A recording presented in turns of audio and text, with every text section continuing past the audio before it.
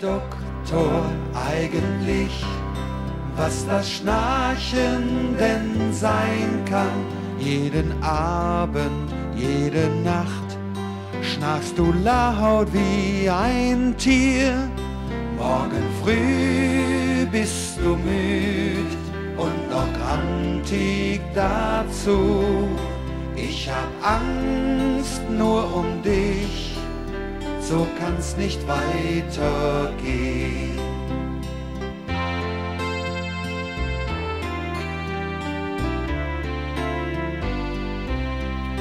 Weiß der Doktor eigentlich, was das Schnarchen denn sein kann? Ich mach das schon Jahre mit, mein Schlaf ist dadurch gestört. Schnarchelein, es wird Zeit, dass du ihm das erzählst. Ich hab Angst nur um dich, so kann's nicht weitergehen.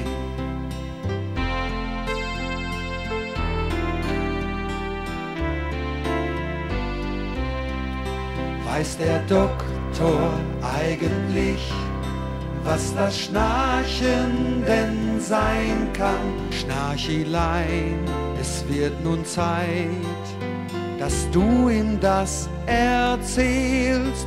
Morgen früh bist du müd und noch grantig dazu.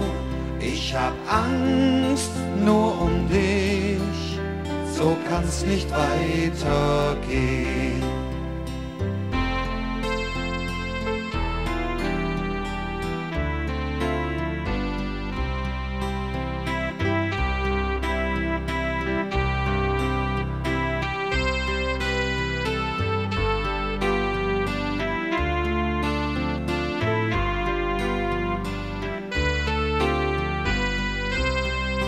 Morgen früh bist du müd und noch grantig dazu. Ich hab Angst nur um dich, so kann's nicht weitergehen.